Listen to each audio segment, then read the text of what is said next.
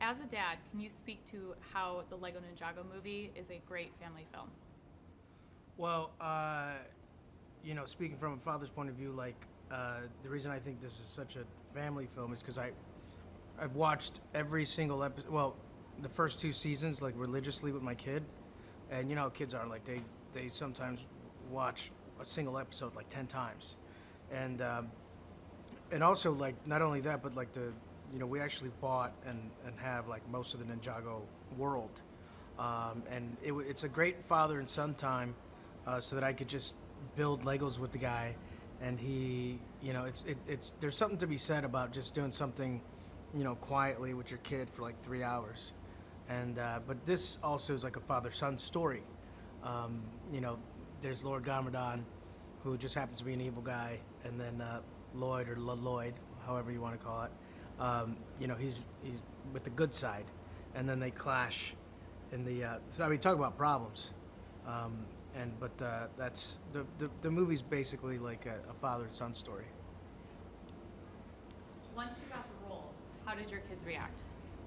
He didn't believe me when I got the role. My son at first didn't believe me. He called me a liar a couple times, and I said, "You don't say that." And I no. Then he told his friends, and his friends didn't believe me. And then when he saw the trailer, he's like, "Where are you in it, Dad?" And then now that this is happening, I think he believes me more. How do you prepare differently for a voiceover role than the typical role? Well, the preparation for like a voice role is it's kind of weird because normally like when you do a movie, the director's there to tell you if you're good or bad. And this one, it's kind of odd because you go through the entire story at first, and you basically try to perform it, try to come up with a character. Sometimes you switch the voice a little bit here and there, and then 6 months later, they kind of put everything on just like a sketch, kind of like a sketch cartoon and some animated pieces, and then they'll lean towards like something that you did or said, or a subject matter that they thought, or a character trait that they thought was cool, and then you'll venture into that, and then 6 months later, or maybe 3 to 6 months later, you come back, and then you're at it again, and it starts very general, and then it starts getting more and more specific and simple, and you just have to go in there and try your best. I mean, basically, like I don't even know what I'm gonna do. Sometimes I don't even get fed the script until I get on set or into the booth. Your character Kai, his element is fire. Can you elaborate how his element fit in with the other ninjas?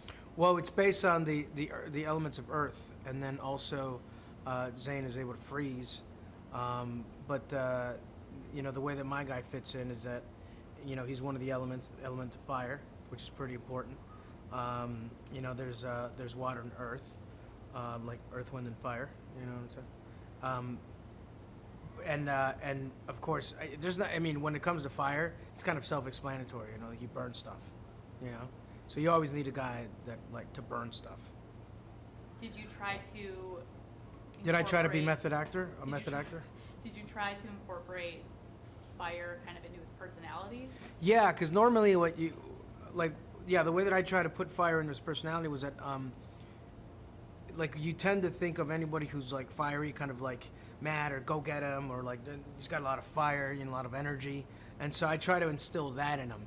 Because not only that, but I'm dealing with like amazing genius comedic minds, and early on you're like, all right, I'm not gonna compete with them, but I do have like I can do it with energy and kind of serve them up for some jokes, and because they're almost like comedy writers.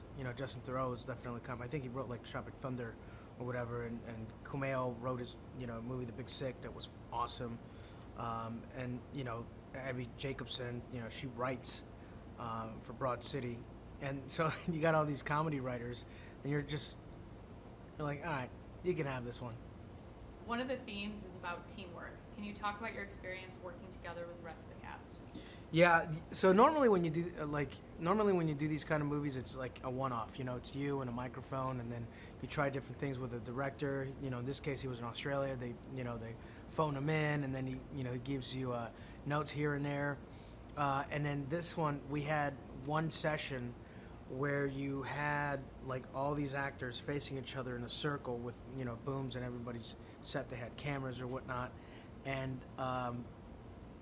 it literally was the Improv Olympics, where it's like I was a kid, and they were like playing double dutch or whatever you call it, and I'm just waiting to go in, but it's going so fast, and then there's some kid that comes in and just starts clapping, doing all this fancy stuff. That was them, because that's their world.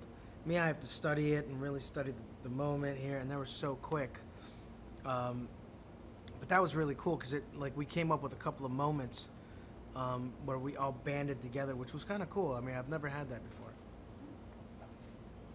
What role has Lego played for you growing up, and do you feel that this has been carried on to your children?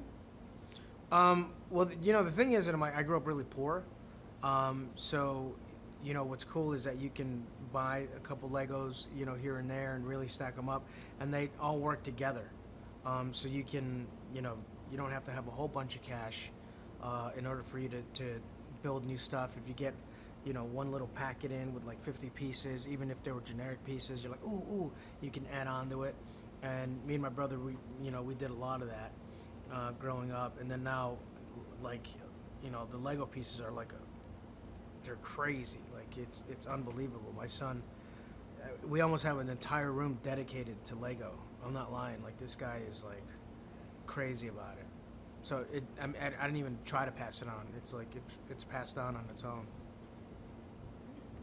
How did you get into character? Were there any improv lines, or how did you make it your own? I try to make it my own. Well, this part, how I try to make it my own, was like to try to put in my viewpoints of what I really think, how I think, about something.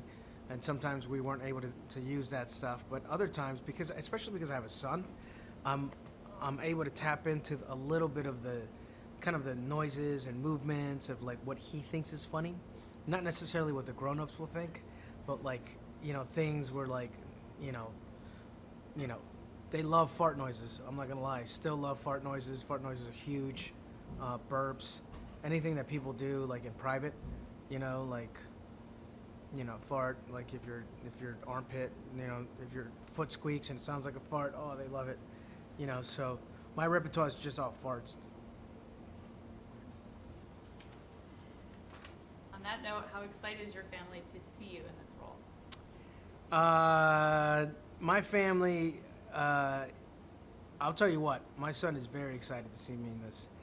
And I just kind of want to see it. Of course I want to see it to see what it is, but I'm sure that a lot of parents will agree with me that they like seeing their kids' reactions, as well as like seeing with them, like at the corner of your eye, like seeing, the joy of a kid watching a spectacle, and that somebody worked really hard to entertain them. I think that's what these Ninjago movies really do. Because my kid was really laughing on the first one and Batman one. And I pray that he laughs on this one as well. If you could be a ninja in real life, what would you want your secret power to be? See, that's an interesting question, because if I was a real ninja in real life, and somebody asked me what would you want your power to be, I wouldn't tell them, because then that wouldn't be ninja, would it? It's true. Ninjas are secretive, you know what I mean? But I would control time.